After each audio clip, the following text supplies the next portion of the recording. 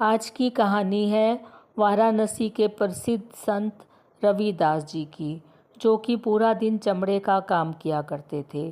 काम करते करते वह पूरा दिन ईश्वर का भजन कीर्तन किया करते थे और लोग दूर दूर से उनका ज्ञान और उनके सत्संग को सुनने के लिए आया करते थे। धीरे धीरे उनके चर्चे पूरे वाराणसी में फैल गए और उनका नाम और ख्याति पूरे वाराणसी में बढ़ने लगी।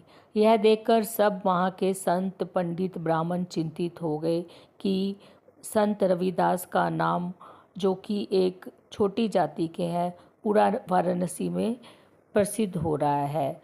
उनमें से एक ब्राह्मण ने उठकर कहा कि सुना है कल काशी की रानी भी संत रविदास जी से मिलने के लिए गई थी और आजकल बड़े बड़े मंत्री और राजा भी संत रविदास के दर्शन के लिए जाते हैं और उनसे सलाह मशवरा करते हैं।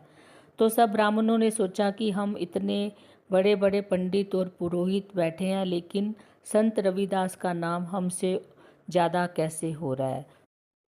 तब एक ब्राह्मण ने बोला कि सुना है संत रविदास चमत्कार में विश्वास नहीं रखते, तो हम राजमहल में जाकर राजा से प्रार्थना करेंगे कि वो रविदास जी को कुछ चमत्कार करने के लिए बोलें। संतों ने राजा को बोला कि संत रविदास की महानता की परीक्षा लेनी चाहिए और इसके लिए हम चाहते हैं कि आप सोने की एक गाय बनाएं और तब संत रविदास जी को बुलाकर हम बोलेंगे कि सोने की गाय को जीवित करें। इससे पता चल जाएगा कि वो कितने महान संत हैं। राजा ने कहा ठीक है और आज्ञा दे दी कि एक सोने की गाय बनाई जाए। सोने की गाय बनाने का निर्माण कार्य शुरू हो गया। बहुत सुंदर सोने की गाय बनाई गई। गले में हीरे जड़ित माला डाली गई और सारे गाय के शरीर पर भांति भांति के कीमती पत्थरों को लगाया गया। जब सोने की गाय तैयार हो गई तो संत रविदास जी को महल में बुलाया गया और राजा ने कहा कि इस गाय को जीवित करो।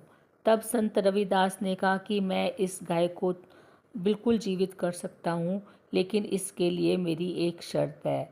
यह देखकर सब संत हंसने लगे और सोचा कि अब तो रविदास जी का आज ही भांडा फूट जाएगा। संत रविदास जी ने कहा कि मुझे सबसे पहले इस गाय को जीवित करने के लिए थोड़ा सा इस गाय का दूध चाहिए। तब सब संतों ने कहा कि सोने की गाय का दूध कैसे हो सकता है। तब संत रविदास जी ने कहा यदि सोने की गाय का दूध नहीं हो सकता तो ये जीवित कैसे हो सकती है, और अगर ये जीवित हो सकती है तो दूध क्यों नहीं दे सकती। इस तरह से संत रविदास जी ने साबित कर दिया कि सोने की गाय कभी जीवित नहीं हो सकती। यह देखकर संतों का अहंकार टूट टूट कर रह गया और राजा भी संत रविदास जी से बहुत प्रभावित हुए। सब संतों ने संत रविदास जी के आगे आकर माफ़ी मांगी और उनके चरण स्पर्श किए। उसी दिन वहाँ के राजा ने यह घोषित कर दिया कि वाराणसी में कोई जात पात नहीं मानी जाएगी। हर जात का व्यक्ति यहाँ आकर पूजा पाठ कर सकते हैं और भगवान का नाम ले सकते हैं।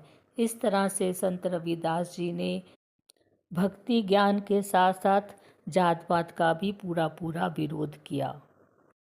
So this was a small story of today.